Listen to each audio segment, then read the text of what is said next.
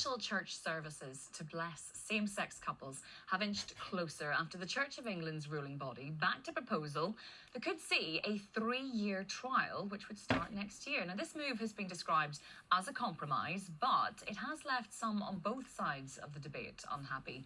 Traditionalists say it goes against church doctrine, while campaigners for marriage equality say it doesn't go far enough, leading to fears that some people may leave the church altogether. So will disagreements on equal marriage split the church? To discuss this, I'm joined by Reverend Dr. Ian Paul from St Nick's Church in Nottingham and Reverend Dr. Charlie Bell from the St Paul the Divine Church in Kennington. Good morning. Thank you for joining us here this morning. Good morning. Charlie, I'll start with you, because when we look at what people have said around this, it's fair to say it is split almost down the middle.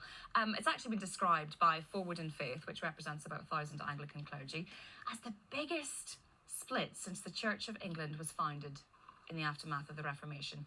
Does that worry you? It is worrying, isn't it, whenever any church gets to a place where it does feel like there is a split, and there is a lot of difference on this. And I think we just need to name the fact that this is not new.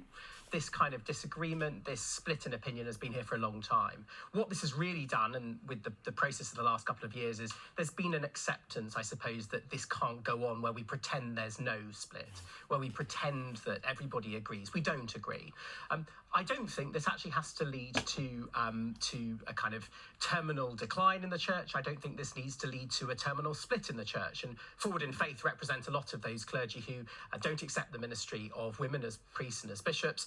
And I think that was a pretty big disagreement, but we've somehow found a way to continue there. And to be honest, I think we can probably do the same thing here. It's messy, it's not great, it's not what anybody really wants, but I think we can get by, and we can continue to hold each other as kind of siblings in Christ. Yeah, you wonder though, Ian, how you do find, a step forward in this. And we have, with the Church of England, had disagreements in the past that we've seen it, as you mentioned, over women, we've seen it over slavery. Divorce wasn't that long ago, that you weren't allowed to remarry after divorce.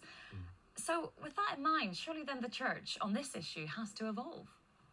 Well, Holly, it's really interesting the way you introduced this, and you said that some traditionalists say it's against the doctrine of the church. Well, it's not traditionalists who say that, it's those who believe the doctrine of the church, and in fact it's what the legal advice given to the House of Bishops has actually said. It said very clearly in 2017, it was reiterated again in 2023, and I think the Church of England faces two questions really on this, and the first question is, is our role to, as it were, fit with, change with, conform to society around us?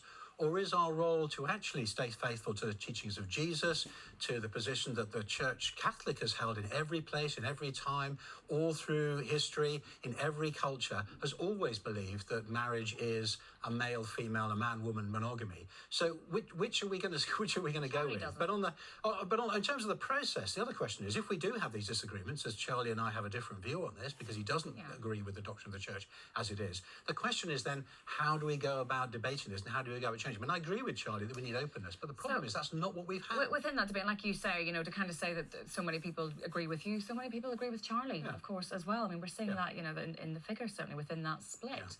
Yeah, and look, the figures in Synod are as well not necessarily representative of the figures in the Church of England more widely and so on. So this is a complicated debate. We've heard a lot about the legal advice. It's probably very dull to your viewers, to be honest, but that this has been debated ad nauseam by the House of Bishops. The House of Bishops are those that teach the faith. The House of Bishops have said comprehensively that what's being suggested under the current proposals is not illegal, and it's not indicative of a change of doctrine of the Church of England in any essential matter. And that's one of the key things here, right? In your introduction, you mentioned that we're not, this is not actually, this is not great for any side. What's being decided here is not actually to change doctrine. I think that the current doctrine of the Church of England could develop in a way which includes same-sex couples in marriage, but that's actually not what's being debated at the moment. What's being debated is, can we offer some pastoral provision, i.e. can we say some warm words of blessing about people who are in same-sex, same-gender relationships at the moment as we are? The House of Bishops have said, yes, we can. Here they are. The problem is we keep getting caught up in the weeds, and I just think, to be honest, we should just get on with it. We've made the decision 3 times now. Let's just get on with it. Yeah, and just based on what Charlie said there in terms of what exists already in this 3-year trial that we're talking about, is this such an important issue for those traditionalists that we're talking about, and for yourself, the idea that someone's faith might be defined by this. Someone's faith and their membership of a church is defined by whether or not someone can be blessed in the setting of a church. Well, it is significant. We've got an internal question, we've got an external question. You know, Charlie says, well, the bishops have said. They haven't said, actually. 22 bishops voted for it, but 17 did not support this motion. So the House of Bishops themselves are divided. You know, the legal stuff might sound like a technicality, but trust and transparency in leadership is not a technicality, and it's something I think everyone can understand. And I'm afraid the House of Bishops has not been open, not been honest about this. In what way? Well, because they claim the legal advisor said this, they haven't published it. They say they've had this discussion, they won't publish their minutes, even though they're a public house. They talk about the documents that have come from discussions, they won't publish them. So time after time after time, they refuse to actually be open and transparent. But we've got an external question as well. And Charlie says, well, we can live with difference. Actually, not a single church in the world has managed to find a compromised position on this. And every single church who's changed their doctrine of marriage has then divided and declined. And there's no reason why we will be any different. Just on that talking about compromise, now that you can opt in or opt out of this, it's not, you're not being told as a church to do it. Any individual church can opt out. Yeah, but Charlie and I, as clergy in the church, we took a public vow. We took a vow that we believed in and we would uphold and teach the doctrine of the church. That includes the doctrine of church on marriage. And the Church of England says that according to the teaching of Jesus, marriage is between one man and one woman. So the question is, what do we as a church believe? That's the issue. What do you believe, Charlie? So when I do a wedding, I pronounce the doctrine of the Church of England. It's in the preface to the wedding service. I've never married a same-sex couple because it was made unlawful for us to do so.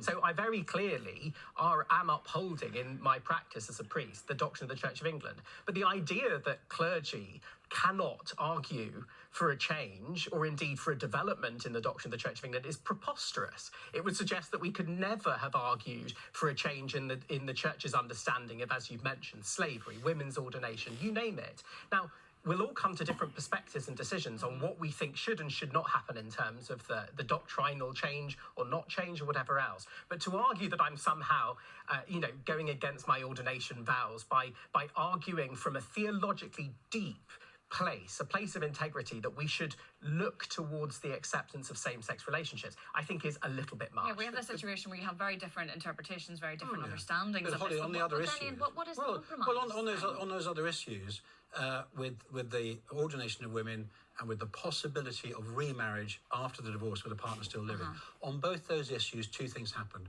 First of all, there was an open and honest engagement with what the theological issues were. And secondly, there was clear agreement this was not a change of doctrine. Neither of those are true on this issue, and that is why it's causing a split. That's why it's causing a problem. Because in the end, the church has to decide whether it follows the teaching of Jesus on marriage as between one man and woman, or whether it thinks that's wrong. That's the very basis of this. There isn't a middle course. Well, there's no middle course. There's an issue here, and so therefore, I mean, what is the compromise when we have people? There's a direct split, literally, in the sofa between you two. Yeah. So how do we get to a situation where there can be a compromise? That can anyone get to a point where the Church of England can move on from this? I think we can.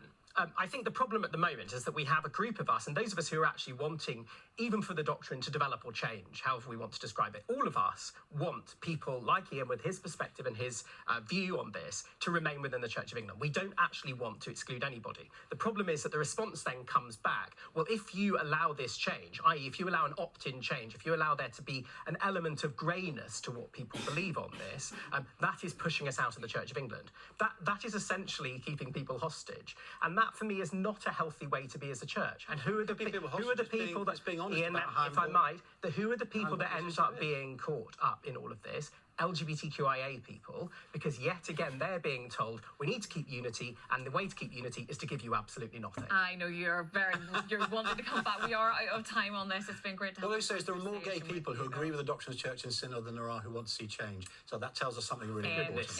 Thank you, Charlie. We'll take this off air. Thanks very much. Great to have you both on.